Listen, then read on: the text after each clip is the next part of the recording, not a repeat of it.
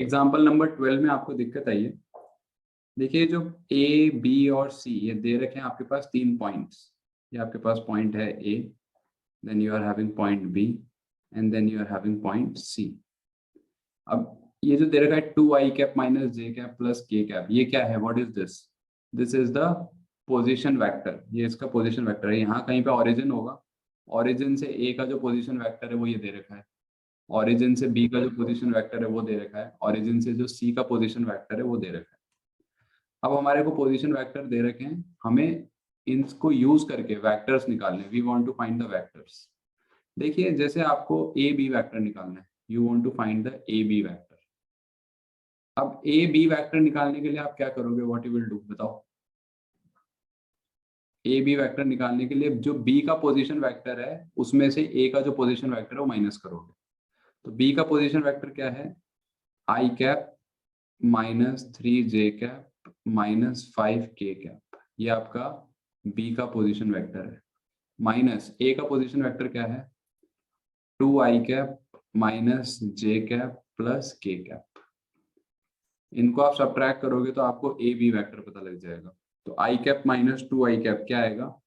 Minus का आई cap, और minus का 3j कैप प्लस का जे कैप माइनस का 2j कैप, फिर माइनस का 5k कैप और माइनस का के कैप माइनस का 6k कैप। ये आपके पास क्या आ गया? What is this? This is your A B vector. इसी तरीके से आप क्या करोगे? बी सी वैक्टर निकालोगे और सी ए वैक्टर निकालोगे। A B vector, B C vector, C A vector. Vector क्या होता है? लाइन सेगमेंट विद डायरेक्शन, यही तो होता है। अब हमें क्या करना है? लाइन सेगमेंट की लेंथ निकालनी है। लाइन सेगमेंट की लेंथ निकालने का मतलब क्या होता है? मैग्नीट्यूड। तो आप क्या करोगे? जैसे आपको ए बी वैक्टर पता चल गया तो आप क्या निकालोगे? Mod of A B vector, मतलब magnitude of A B vector. Magnitude of A B vector कैसे निकालते हैं? Under root. कोफिशिएंट क्या है यहाँ पे? -1, -2 और -6।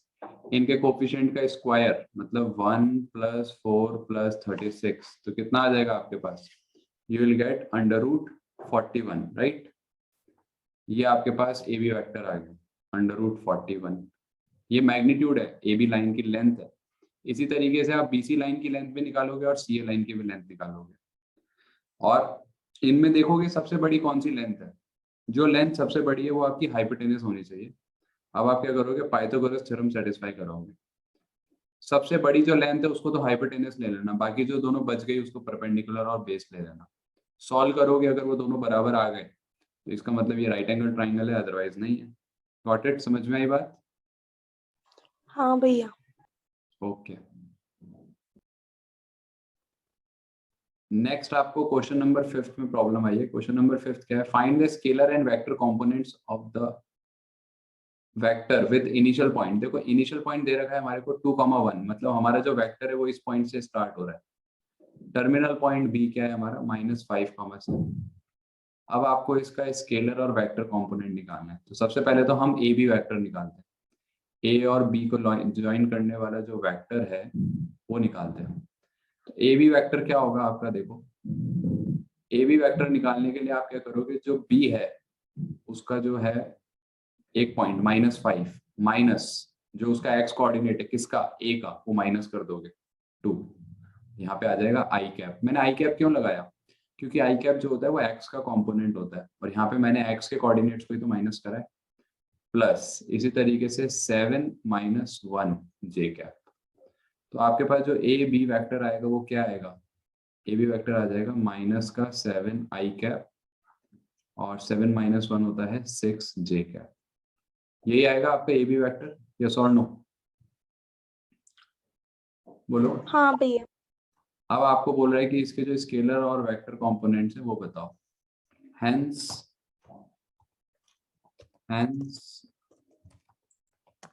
The scalar component. Scalar component का मतलब होता है कोफिशिएंट, विल बी, एक तो होगा -7 and 6, and the vector component will be. Vector component का मतलब होता है पूरी टर्म। अब इसमें जो जो टर्म्स आ रही है वो सब लिख दो। -7 i कैप, यहाँ पे कैप मैं बाद में लगा दूंगा, +6j cap, +6j cap. Sorry plus नहीं, एंड 6j कैप आएगा, माइनस का 7 आई कैप एंड 6j कैप, इस तरीके से। Got it? समझ में आई बात? हाँ भैया। तो ये आपके स्केलर और वेक्टर कंपोनेंट्स आपने लिख दिए। नेक्स्ट आप क्वेश्चन नंबर 11 पूछना चाहते हो। इसमें हमें प्रूव करना है कि ये जो दोनों वेक्टर्स हैं दीज आर कोलिनियर। अब इस पहले वाले वेक्टर को नाम दे दो ए वेक्टर। ए वेक्टर क्या है आपका? 2i cap minus 3j cap plus 4k cap, ये आपका ए वेक्टर है। दूसरा वाला वेक्टर आपका होगा बी वेक्टर, क्या है? माइनस का 4i cap plus 6j cap minus का 8k कैप, ये आपका बी वेक्टर है। कोई दो वेक्टर कोलिनियर कब कहलाते हैं? ये आपने प्रॉपर्टी पढ़ी थी, if A vector is equal to lambda B vector. मतलब बी वेक्टर को किसी स्केलर से मल्टीप्लाई करें हम तो दूसरा वाला वेक्टर आ जाता है। तो इस तरीके के वेक्टर्स को हम क्या बोलते हैं? कोलिनियर वेक्टर बोलते हैं, कंडीशन होती है। अब अगर आप ध्यान से ऑब्जर्व करो, if you observe very closely you will get to know this कि ये वाला जो वेक्टर है ए वेक्टर, इसको अगर -2 से मल्टीप्लाई कर दें तो नीचे वाला वेक्टर मिल जाएगा, that is b vector is equals to -2 into a vector.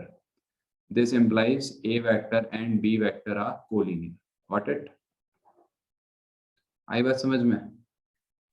हाँ भैया। So this is how it will be proved. अभी तक अपन ने ये सीखा है कि वेक्टर्स का एडिशन सब्ट्रैक्शन कैसे किया जाता है। It is very easy. जो आपके आई कैप वाले कंपोनेंट्स हैं उनको ऐड कर दो, जे कैप वाले कंपोनेंट्स को ऐड कर दो, के कैप वाले कंपोनेंट्स को ऐड कर दो। इस तरीके से वेक्टर्स का एडिशन हो जाता है। सब्ट्रैक्शन भी इसी तरीके से होता है। अब अपन सीखेंगे वेक्टर्स का प्रोडक्ट कैसे होता है। अब नॉर्मली हमारे जो प्रोडक्ट होता है वो एक ही तरीके का होता है, product means product. But vectors के अंदर क्या होता है? प्रोडक्ट दो कैटेगरीज में डिवाइड किया गया। एक होता है स्केलर और डॉट प्रोडक्ट, ये टाइप 1 है प्रोडक्ट का। और एक होता है वेक्टर और क्रॉस प्रोडक्ट। या तो आप इसको स्केलर प्रोडक्ट बोल दो या डॉट प्रोडक्ट बोल दो, ये एक ही चीज का नाम है। There is no difference in that. आप इसको स्केलर प्रोडक्ट भी बोल सकते हो, डॉट प्रोडक्ट भी बोल सकते हो।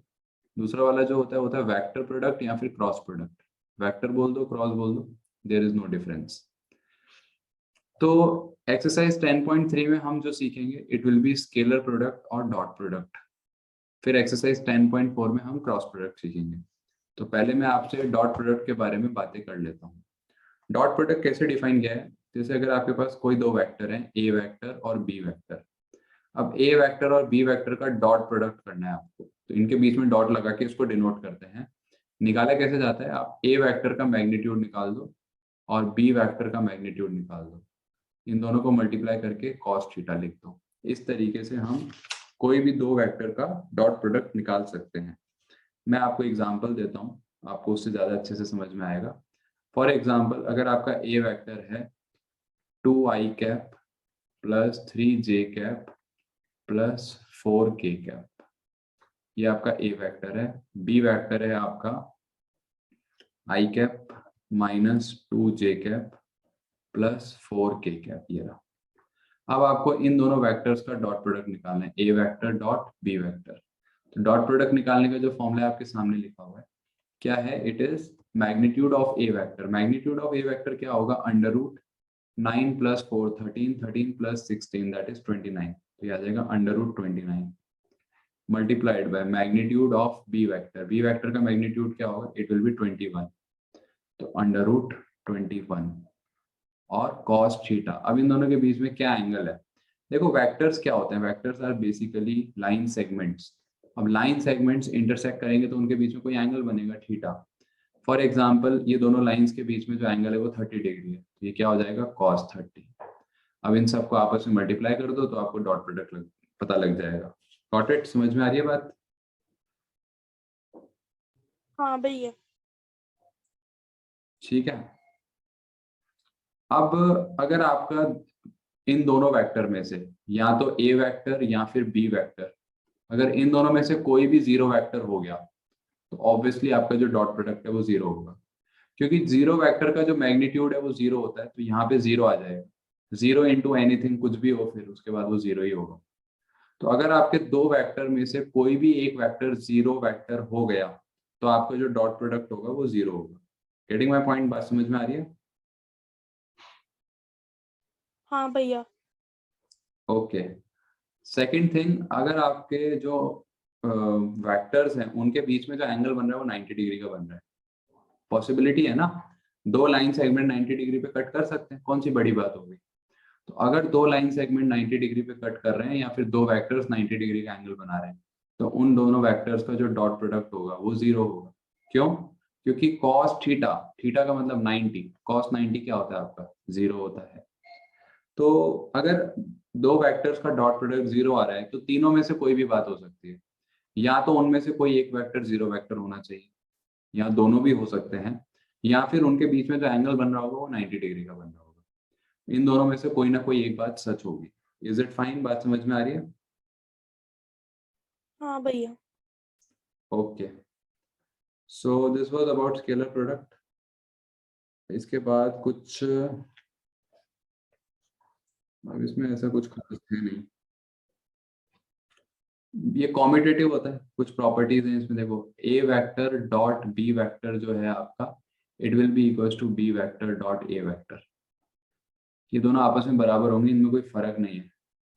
देखो कैसे, A vector dot B vector का मतलब होता है magnitude of A vector multiplied by magnitude of B vector cos theta, और यहाँ पर इसका मतलब क्या होता है, magnitude of B vector magnitude of A vector cos theta. तो ये दोनों आपस में बराबर होते हैं, इसलिए वेक्टर का जो डॉट प्रोडक्ट है वो कॉम्यूटेटिव होता है। इसके बाद आई कैप, आई कैप क्या होता है बताओ, what is I cap? This is unit vector in the direction of X axis. तो I cap dot I cap ये किसके बराबर होगा? It will be equal to what? ये आपका 1 के बराबर होगा। क्यों? क्योंकि I cap dot I cap का मतलब क्या होगा, magnitude of I cap magnitude of I cap और कॉस थीटा। आई कैप और आई कैप ये दोनों लाइंस पैरेलल होंगी तो इनके बीच का एंगल होगा जीरो। कॉस जीरो क्या होता है? 1। Magnitude of I cap 1, magnitude of I cap 1, 1 into 1 into 1 into 1। 3 बार 1 को मल्टीप्लाई करोगे तो क्या आएगा? 1 ही आएगा। तो I cap dot I cap जो होता है वो 1 के बराबर होता है। इसी तरीके से आपका आई कैप, सॉरी, जे कैप डॉट जे कैप ये भी किसके बराबर होगा? 1 के बराबर ही होगा, सेम रीजन। और आपका जो के कैप डॉट के कैप होगा ये भी 1 के बराबर होगा। अगर ऐसा हो आपके पास I cap dot J cap, ये किसके बराबर आएगा? It will be equal to zero, क्योंकि आई कैप जो होता है वो एक्स का कंपोनेंट होता है, जे कैप होता है वाई का कंपोनेंट। एक्स एक्सिस और वाई एक्सिस आपस में परपेंडिकुलर होती हैं। परपेंडिकुलर मतलब है एंगल 90 डिग्री, कॉस 90 जीरो होता है। I cap dot J cap dot K cap, I cap dot K cap, कुछ भी कर लो, क्योंकि ये तीनों एक्सिस आपस में परपेंडिकुलर हैं। तो अगर कुछ भी अलग आ गया ना, आई डॉट जे डॉट के डॉट जे, ऐसा कुछ भी आ गया अलग, तो उनका जो डॉट प्रोडक्ट होगा वो जीरो होगा। बात समझ में आ रही है आपको मेरी? हाँ भैया। तो ये कुछ बेसिक प्रॉपर्टीज थी आपके पास। अब इसमें क्या होता है, डॉट प्रोडक्ट जो होता है वो डिस्ट्रीब्यूटिव होता है। अगर आपके ऐसे लिखा हुआ है ना, A vector dot B vector plus C vector, तो आप इसको ऐसे लिख सकते हो, it can be written like A vector dot B vector plus A vector dot C vector. Same जैसे ब्रैकेट खुलता है, अगर आप ब्रैकेट इस तरीके से ओपन कर सकते हैं, इसका मतलब डिस्ट्रीब्यूटिव होता है। तो जो वेक्टर्स का डॉट प्रोडक्ट होता है it is distributive. Is it fine? Clear है? हाँ भैया। फिर एक प्रॉपर्टी और दे रखी है, जैसे अगर आपके पास लिखा हुआ है lambda A vector dot B vector, तो ये किसके बराबर होगा? It will be equals to lambda A vector dot B vector. मतलब अगर कोई वेक्टर स्केलर से मल्टीप्लाई हो रहा है और फिर उसके बाद उसका डॉट प्रोडक्ट करना है, तो आप चाहो तो क्या करो, पहले इन दोनों का डॉट प्रोडक्ट कर दो, फिर स्केलर से मल्टीप्लाई कर दो, एक ही बात है, आंसर सेम आने वाला है। तो there is no difference in that. So this was all about vectors. Vectors के बाद, सॉरी, डॉट प्रोडक्ट के बारे में बताया मैंने आपको। इसके बाद एक टॉपिक आता है आपके सामने, वो है प्रोजेक्शन। प्रोजेक्शन का मतलब आप लोग समझते हो, प्रोजेक्शन का मतलब होता है परछाई। अब एक वेक्टर की दूसरे वेक्टर पे परछाई कैसे बनती है वो अपन देखेंगे, वी विल सी इट। जैसे कि मान लीजिए आपके पास एक वेक्टर है, यहाँ पर you are having a vector, इस वेक्टर का नाम दे दो L। यहाँ पे आपका एक पॉइंट है A, यहाँ पे आपका एक पॉइंट है B। अब आपके पास एक AB वेक्टर है। अब ये AB वेक्टर की लाइन L पे परछाई जो बनेगी वो कैसी बनेगी? परछाई का मतलब है जैसे आपने इमेजिन करो कि यहाँ पे सूरज है, we are having sun over here. अगर सूरज यहाँ पे है तो इसकी जो परछाई बनेगी वो सिर्फ इस वाले एरिया में बनेगी, यहाँ से लेके यहाँ तक, यही तो होगा परछाई। यस और नो, बोलो। हाँ भैया। तो ये जो परछाई है इसकी लेंथ क्या होगी? What will be the length of this shadow? और इस शैडो की जो लेंथ होती है उसको अपन बोलते हैं projection, we call it as projection. So projection कोई दूसरे खेत की मूली नहीं है, इट इज वेरी इजी। आपने क्या करा, इसको यहाँ से ड्रॉ कर लिया, यहाँ पे ये वाला जो एंगल होगा ये 90 डिग्री होगा, राइट? यस और नो? हाँ भैया। अब देखो, ये जो वेक्टर है इसकी लेंथ क्या होगी? इसकी लेंथ होगी mod A B vector. Yes और no? Magnitude of A B vector. अब मेरे को जो लेंथ निकालनी है वो नीचे वाली निकालनी है। इस पॉइंट को मैंने नाम दे दिया सी, late us say this is point C. अब यहाँ पे जो इन दोनों के बीच में एंगल है, लेट से इन दोनों के बीच में एंगल है थीटा। तो जो आपका कॉस थीटा है वो किसके बराबर होता है? It is equals to base upon hypotenuse. तो ये क्या आ जाएगा आपके पास? इट विल बी मॉड, मतलब magnitude of A C vector upon magnitude of A B vector. Yes और नो? ऐसा होगा कि नहीं होगा? तो आपके पास हाँ भैया। मॉड ए सी वैक्टर या फिर magnitude of A C vector जो है वो magnitude of A B vector into cos theta इसके बराबर आ जाएगा। ये magnitude of A C vector जो है ये क्या है आपका? This is what? This is projection. Projection का मतलब है परछाई। तो किसी एक वेक्टर की दूसरे वेक्टर के ऊपर परछाई निकालनी हो तो उसके लिए जो हमारे पास फॉर्मूला होता है वो ये होता है, we are having this formula. अब यहाँ पे ए बी वेक्टर को अगर आप ए वेक्टर बोल दो सिर्फ इतना सा, तो ये फॉर्मूला थोड़ा सा छोटा हो जाएगा, ये हो जाएगा magnitude of A vector cos theta. बस इतना ही है। Got it? समझ में आई बात? हाँ भैया। ओके। तो अगर आपके पास कोई वेक्टर है ए वेक्टर और आपके पास एक दूसरा वेक्टर है बी वेक्टर, अब मेरा स्टेटमेंट बहुत ध्यान से समझना। आपको निकालना है projection, projection of A vector on B vector. A vector का प्रोजेक्शन निकालना है बी वेक्टर पे। मतलब ए वेक्टर की जो परछाई बनेगी किस पे?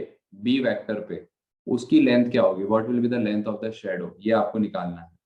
तो उसके लिए फॉर्मूला क्या होता है? It is A vector dot B cap. This is the formula. जो परछाई बनेगी वो यहाँ पर बनेगी इस जगह पे। तो इस परछाई की जो लेंथ होगी वो ये होगी, A vector dot B cap. इसको आप ऐसे भी बोल सकते हो, it can be said like A vector dot B vector upon magnitude of B vector. इसको आप इस तरीके से भी बोल सकते हो। तो ये एक फॉर्मूला है for finding the projection of one vector on another vector. A vector का बी वेक्टर पे क्या प्रोजेक्शन होगा? It can be found out by A vector dot B cap. Is it fine? हाँ भैया। ठीक है। अब यहाँ पे आपकी जो एक्सरसाइज 10.3 है उसका कंसेप्ट फिनिश हो गया है। कुछ क्वेश्चंस करा देता हूँ आपको, बड़े आसान आसान से हैं। एग्जाम्पल 13 देखो आप। Find the angle between two vectors A vector and B vector. दो वेक्टर्स हैं ए वेक्टर। वेक्टर्स का मतलब क्या है? लाइन। मैग्नीट्यूड 1 एंड 2, इनका मैग्नीट्यूड 1 है तो पहले वाले का जो मैग्नीट्यूड 1 और दूसरे वाले का जो मैग्नीट्यूड है वो है 2। व्हेन हमें ये भी दे रखा है कि जो A vector dot B vector है वो किसके बराबर है? 1 के बराबर है। हमें इनके बीच का एंगल निकालना है। देखो आपका जो ए वेक्टर होगा वो कुछ इस तरीके का होगा, आपका जो बी वेक्टर होगा वो कुछ इस तरीके का होगा। इनके बीच में कोई एंगल बन रहा होगा थीटा, हमें ये थीटा एंगल निकालना है। अभी अभी आपने पढ़ा कि A vector dot B vector किसके बराबर होता है? It is magnitude of A vector magnitude of B vector cos theta. अब A vector dot B vector दे रखा है 1 के बराबर, मैग्नीट्यूड ऑफ ए वेक्टर है 1, मैग्नीट्यूड ऑफ बी वेक्टर है 2 कॉस थीटा। तो आपके पास जो कॉस थीटा है वो किसके बराबर आ गया? 1/2 के बराबर आ गया। So how it can be written? It can be written like cos theta is equals to cos 60 का मतलब होता है पाई बाय 3। तो आपके पास जो थीटा आ जाएगा it will be equals to pi by 3। Got it? समझ में आई बात? हाँ भैया। तो ये आपका एग्जाम्पल नंबर 13 था। इसके बाद नेक्स्ट आपके पास है एग्जाम्पल नंबर 14। वो है find the angle theta between the vectors A vector. अब आपको वेक्टर दे रखा है A vector is equals to I cap plus J cap minus K cap, और दूसरा वेक्टर दे रखा है B vector is equals to I cap minus J cap plus K cap. क्या करना है आपको? इन दोनों वेक्टर्स के बीच का एंगल निकालना है। You want to find out the angle between these two vectors. So how will you find out? कैसे फाइंड आउट करोगे आप? देखिए, आपके पास फॉर्मूला क्या होता है? फॉर्मूला होता है A vector dot B vector is equals to magnitude of A vector magnitude of B vector cos theta, है ना? अब A vector dot B vector कैसे निकाला जाता है? पहले तो वो निकालना पड़ेगा आपको। ए वेक्टर डॉट बी वेक्टर निकालने का तरीका बहुत आसान होता है। कंपोनेंट वाइज प्रोडक्ट करो। आई कैप का कोफिशिएंट क्या है? यहाँ पे 1, यहाँ पे क्या है? कोफिशिएंट 1, तो 1 इंटू 1 1 से आ जाएगा। It will be equals to, मैं इसका कारण समझाता हूँ आपको एक बार, डायरेक्ट नहीं करता मैं, अभी बाद में करूंगा डायरेक्ट।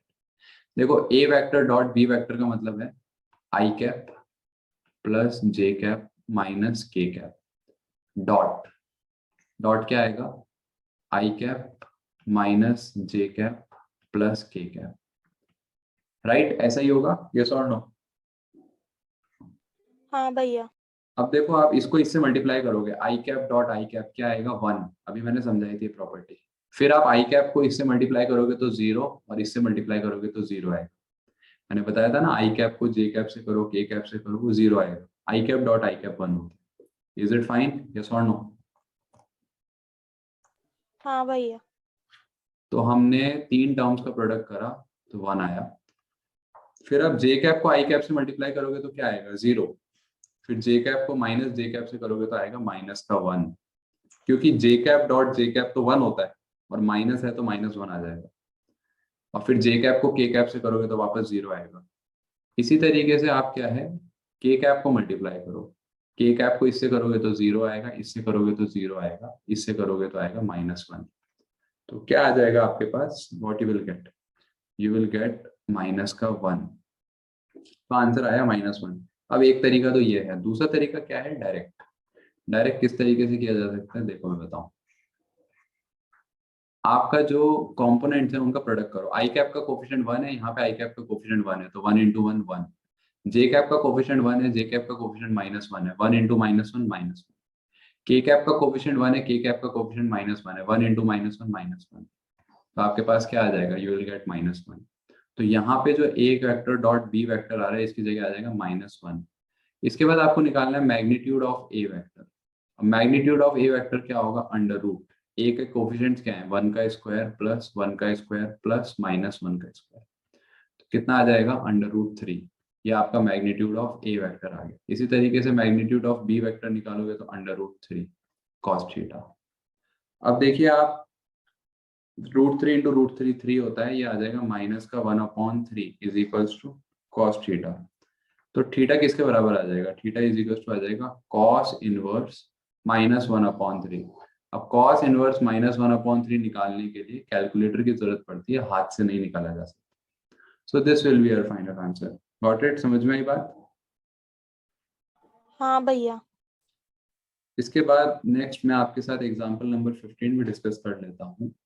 एग्जांपल नंबर 15 हमें दे रखा है A vector is equals to 5 I cap minus J cap minus 3 K cap, और आपको बी वेक्टर दे रखा है I cap plus 3 J cap, I cap plus 3 J cap minus 5 K cap.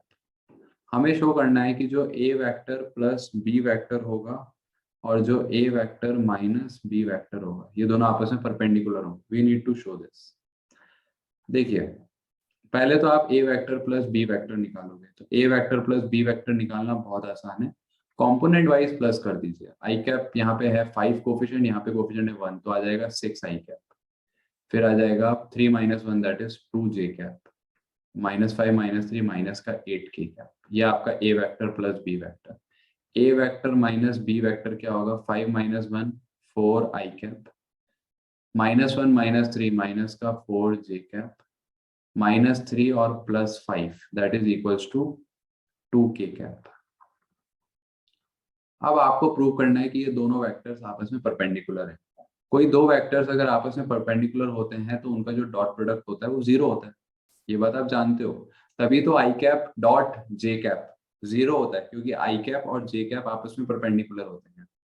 तो इस वेक्टर को एक अलग से नाम दे दो, let us say this is vector C vector. A vector plus B vector बोलने में बड़ा लगता है, अलग से नाम दे रहे हैं डी वेक्टर। अब आप क्या करोगे, C vector dot D vector निकालोगे। C vector dot D vector कैसे निकालते हैं, magnitude of C vector magnitude of D vector, और यहाँ पे क्या आएगा, कॉस थीटा। यस और नो, ऐसे ही हाँ आएगा। भैया। आप देखिए, आप C vector dot D vector ये निकालने का तो मैंने आपको आसान तरीका बताया अभी अभी। सी वेक्टर और डी वेक्टर 6 4 का 24 -8 -16, ये तो सी वेक्टर डॉट डी वेक्टर है। मैग्नीट्यूड ऑफ सी वेक्टर क्या होगा, √36 + 4 40 + 64, 40 और 64 होता है 104। मैग्नीट्यूड ऑफ डी वेक्टर 16 16 32 और 4 36 कॉस थीटा। अब बाकी सबको लेफ्ट हैंड साइड में ले जाना तो थीटा आप निकाल सकते हो।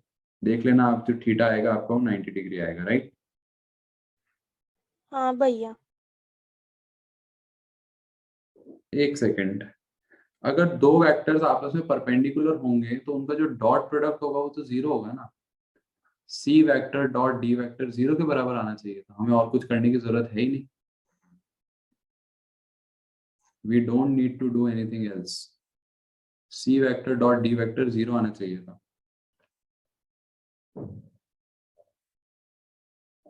देखो ये जीरो के बराबर आएगा कि नहीं आएगा। 6 4 होगा 24, 2 इंटू -4 होगा माइनस का 8, -8 इंटू 2 होगा माइनस का 16। यस, जीरो आ रहा है ना भाई। दो वेक्टर्स का डॉट प्रोडक्ट जीरो है, इसका मतलब क्या होगा, या तो उन दोनों में से एक वेक्टर जीरो वेक्टर होना चाहिए या वो परपेंडिकुलर, अदरवाइज तो प्रोडक्ट जीरो आ नहीं सकता। तो अब ये तो साफ साफ दिख रहा है कि ये जीरो नहीं है, ये भी जीरो नहीं है, तो इसका मतलब ये दोनों परपेंडिकुलर होंगे, तभी इनका डॉट प्रोडक्ट जीरो आया। गॉट इट, समझ में आई बात। हाँ भैया। इसी तरीके के आसान आसान से और भी बहुत सारे क्वेश्चन है, एग्जाम्पल्स हैं आपके पास। मैंने तो आपको सिर्फ एग्जाम्पल 15 तक डिस्कस करा है। एग्जाम्पल 16 17 18 19 20 21 ये आपके लिए होम टास्क है। साथ ही साथ जो एक्सरसाइज 10.3 है ये भी आपके लिए होमवर्क है। This is a very easy exercise, you can easily do it at home. आप इसका होमवर्क कल करके आना, कल की क्लास में हम इसको डिस्कस करेंगे। ओके, हाँ भैया। ठीक है, दैट्स इट फॉर टुडे।